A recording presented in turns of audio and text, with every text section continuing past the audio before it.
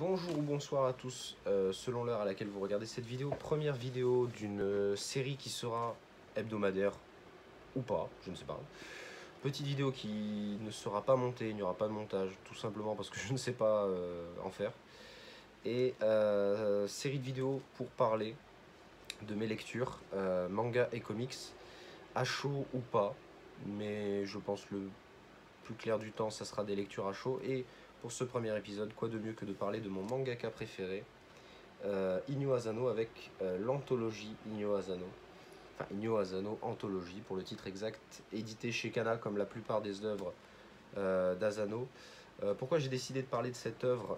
Tout simplement parce que je trouve que c'est une très bonne porte d'entrée pour quelqu'un qui lirait du manga, on va dire de manière, comment dire, de manière simple, légère, sans prise de tête. Alors je ne dis pas que c'est prise de tête, mais justement ça explore des histoires, des concepts qu'on ne verrait pas ailleurs. Et justement c'est ça que j'adore chez Inyo Asano, c'est que je n'ai jamais vu, à part peut-être chez Shuzo Oshimi, mais on en reparlera plus tard. Enfin bref, ce recueil d'histoires, qui en compte je crois une dizaine, est vraiment très bon et montre à quel point Asano sait à travers des sujets simples, enfin au premier abord simples, qui vont du coup révéler une complexité et une critique sur la société, sur le paraître, les personnes, etc., etc. Donc voilà, je trouve la première histoire synthétise assez bien ce que je pense d'Asano. Elle s'appelle Retsuko le monstre. Et voilà, alors moi déjà je trouve ça très beau ce que fait Asano.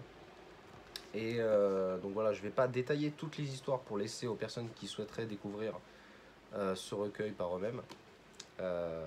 Mais voilà, je vais en parler, je vais faire une petite sélection de ce qui m'a le plus plu.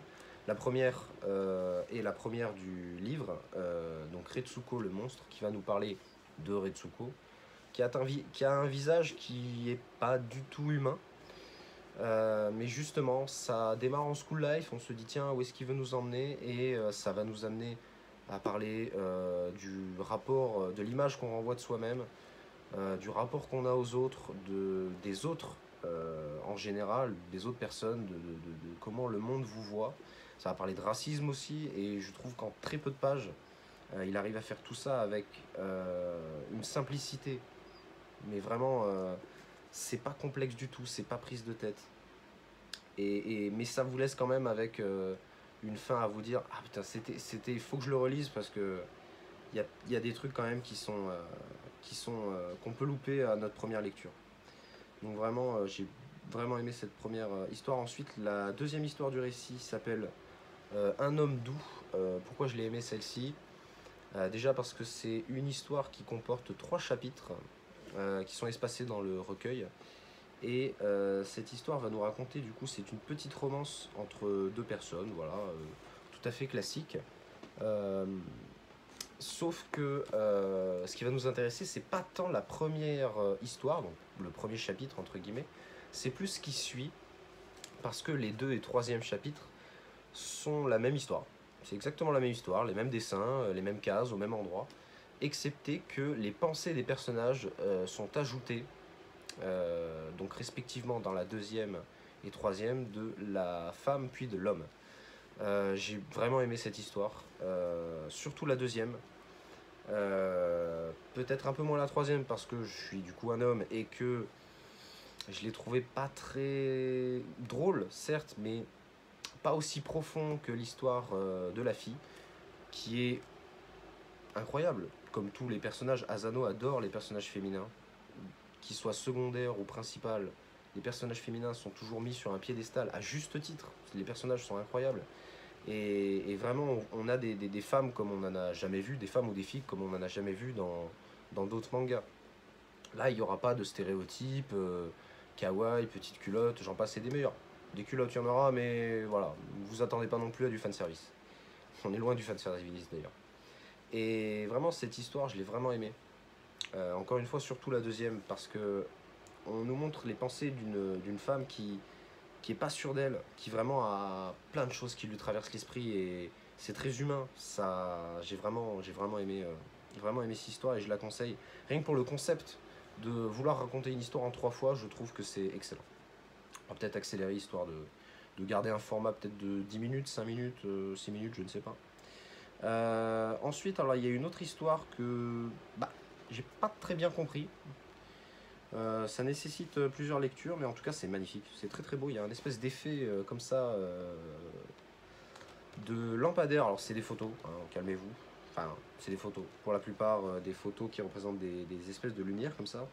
C'est très joli, mais je ne l'ai pas compris pour le coup celle-là. Donc, mais graphiquement, c'est une tuerie. Graphiquement, c'est une tuerie. On passe on est dans quelque chose de très sombre, mais c'est vraiment très beau. C'est vraiment incroyable. Ensuite, il y a une autre histoire sur Doraemon. N'étant pas familier avec l'univers de Doraemon, je n'ai jamais lu, ni vu, ni quoi que ce soit. Je ne connais rien. Je n'ai pas été spécialement touché. Peut-être que pour un fan de Doraemon, c'était l'explosion de saveurs, hein, qui sait. Après ça, donc on a d'autres histoires, je vais pas toutes les faire comme je vous l'ai dit. On a aussi une histoire qui s'appelle Tempest, et elle, c'est une de mes préférées du recueil. Ça va vous parler, on va suivre l'histoire d'une personne âgée, mais d'une personne âgée dans l'année 2030-2040. Donc ça pourrait très bien être nous plus tard en fait, de notre génération. Euh, enfin quoi qu'il serait peut-être même un peu plus jeune que moi à ce moment-là. Et ça va nous parler donc d'une vieille personne qui est dans un univers qui, ma foi, est une dystopie, mais alors totale, qui va emmener les personnes âgées, les petits vieux, à aller dans une espèce d'EHPAD national, qui va leur laisser, qui va les driver, qui va les prendre en charge, mais qui va surtout leur donner trois choix à la fin, pour éviter du coup que ces personnes âgées ne consomment et ne soient des poids pour la société, parce que c'est de ça qu'il est question, c'est du poids des personnes âgées dans la société. Il y a soit un suicide assisté, rien que rien que le terme est terrible, mais un suicide assisté, ou bien de sortir de cette j'allais dire entreprise, mais non, de cette EHPAD, on va l'appeler comme ça, euh, sans droit. C'est-à-dire que les vieux vont ressortir à 90 ans en échouant un test, parce qu'il y a un test, j'ai oublié de le dire, à la fin de ces 5 ou 10 ans. Et ils vont ressortir sans droit, c'est-à-dire que vous allez pouvoir voir un vieux dans la rue à poil et il sera volé, il n'aura aucun droit. Les droits de l'homme, Convention de Genève, tout ça, on oublie. Ils n'ont plus le droit de porter de vêtements, plus le droit de s'asseoir sur des bancs, de rentrer dans des magasins. Enfin, c'est vraiment horrible à voir. Et voilà. Et le troisième, le plus rare, qui a une réussite, je crois, de 10%, c'est tout simplement de réussir au fameux test et d'être une personne qui, du coup, va, vous l'aurez compris, ne pas être un poids pour la société. Et d'ailleurs, c'est amené avec le personnel qui a une tête.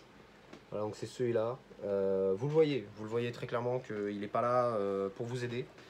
Même si c'est dire, il dit le contraire, tu sens qu'il n'est pas là pour vous aider.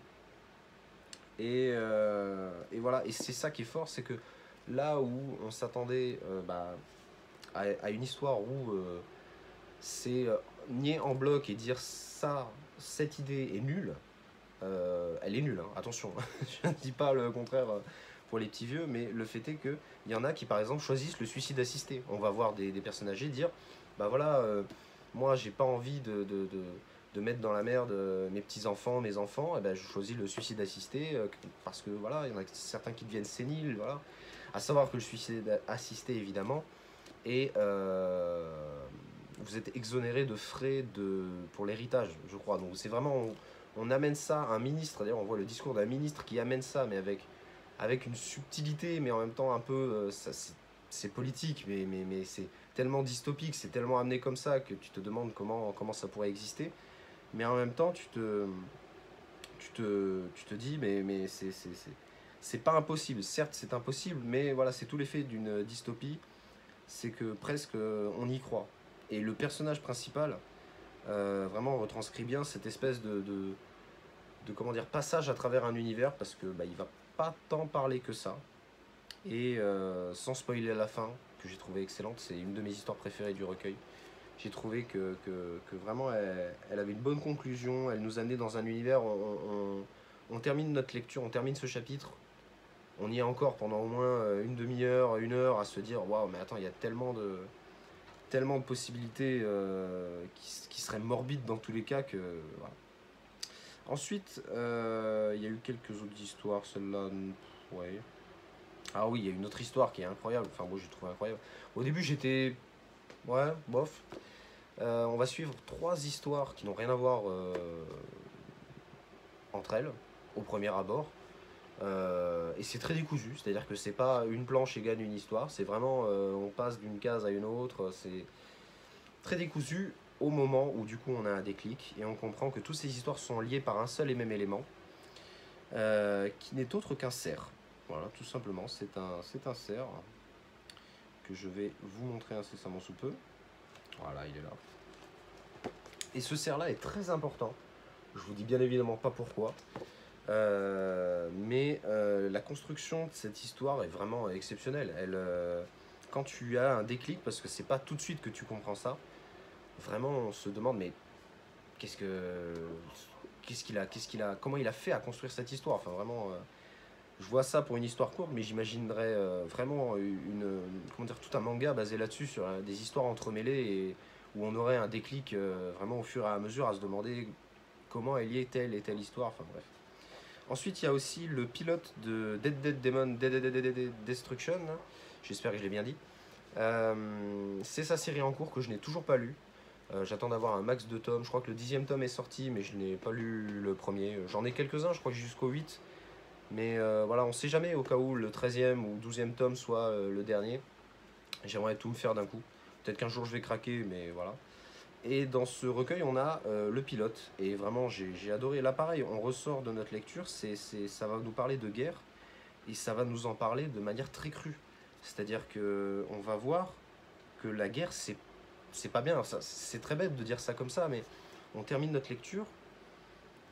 On est à ça de dire, mais pourquoi il y a encore des guerres? Qu'est-ce qui se passe? C'est très naïf comme message, mais ça marche tellement bien. Ça nous choque. C'est très graphique, par contre, cette histoire. La fin est très graphique. Et vraiment, on se demande, on se dit, mais la guerre, c'est quelque chose de terrible.